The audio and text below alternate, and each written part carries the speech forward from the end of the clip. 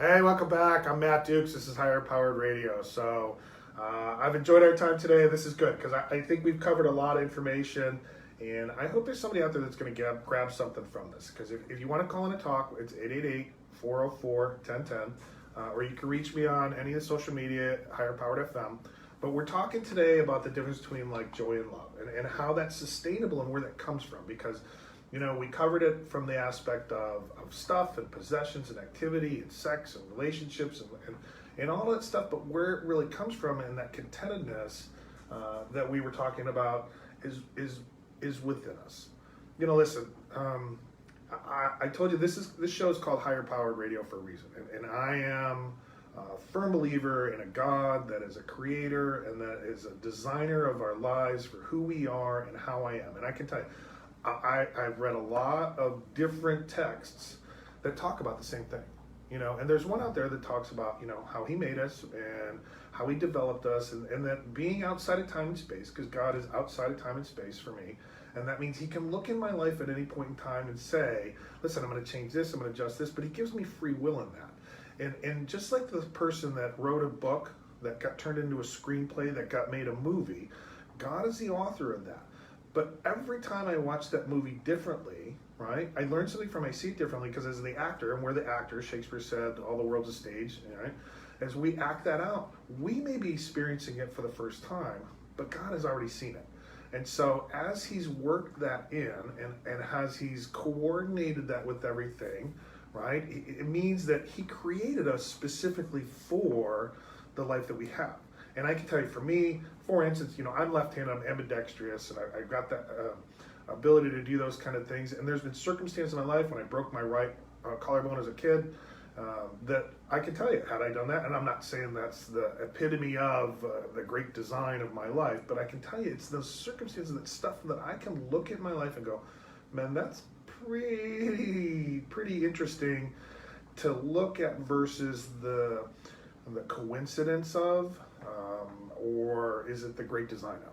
And I find it fascinating that we get to contemplate that, whether you believe in it, whether you don't believe in it. It just makes for good, interesting conversation enough, and I'm not going to be combative with it, because I can tell you, I've done that before.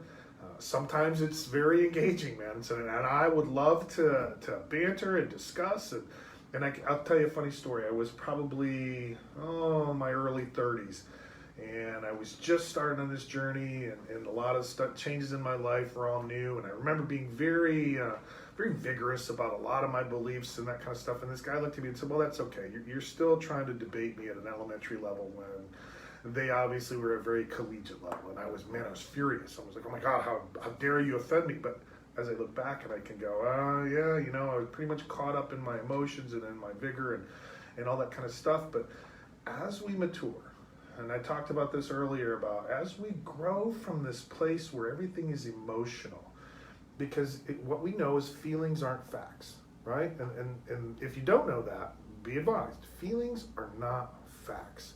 I can feel one way or another, and that is subject to change based upon stimulant or activity, or what's the old adage, move a muscle, change a thought, right? Or I can deal with it from a place of intellect and logic. And as I look at the difference between happiness and joy and circumstances and input or stimulant or whatever that is, I realize it's those times in between, how I feel about myself and how I profess that character that brings me the greatest joy, to be able to say it's better to give than it is to receive. Because I don't want to be in this world and be needy. I want to make sure that okay, so there's an old adage out there about relationships. Don't marry the person that meets your needs, marry the person whose needs you meet. Because it's always easier to give than receive. And so if I can give of who I am and be happy and contented and joyful of that, then it doesn't matter whether I'm being stimulated or my needs are being met. And don't get me wrong, I'm not talking about being in abusive, neglectful relationships, but I am talking about being in a relationship or being out of a relationship where I still am happy with myself. It doesn't matter what kind of car you're driving.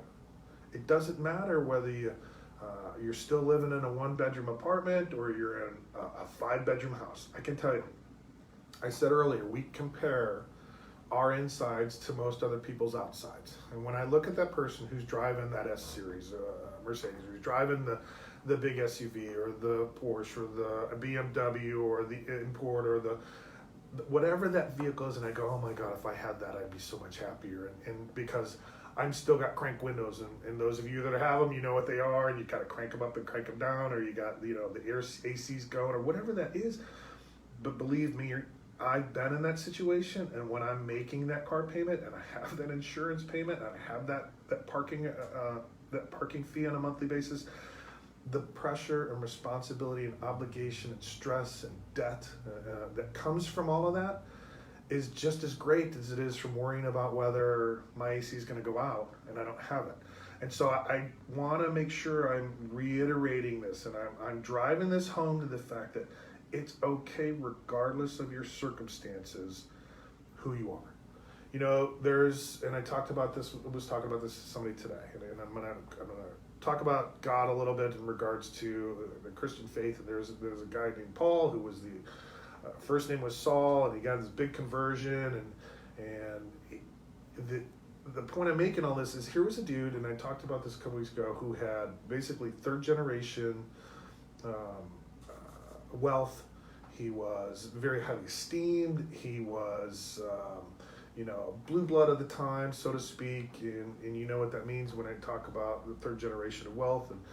And here was a guy who ended up living basically on the street most of his life, but he learned, he's one of his famous quotes is that he learned to be content in all things. And so as he struggled with going to jail and being homeless and being broke and having to sew tents and sails together to make a living, even though he still worked to serve others. Look at somebody like Mother Teresa, and I'm not trying to say all of us need to live this minimalist life, because there's plenty of people out there who do good with a lot of money. You know, I know a guy who runs a $30-some million civil construction company, who said the biggest joy he gets is that he tries to give away more than he makes. And that to me is the joy. And I don't care, man, listen, I don't care if that's giving $1 to somebody on the corner or having a ministry account that you disperse out of that's self-perpetuating. The point is that I start to process from a place of, my life is going to expire and expend at some point in time. Why would I not live it enjoying giving of, whether that's a handshake, a smile, buying a hamburger in line, or worrying about me getting mine? Because I've done that before, and it never pans out, man. It's never enough. I'm never happy. I'm never contented. But I've given stuff away, whether it's simply, the last Coke that I got, or it's just happiness. So listen, have a great weekend. I want to bless everybody. I'm Matt Dukes. This is Higher Powered Radio. Be well. Higher Powered Radio is hosted by Perfect.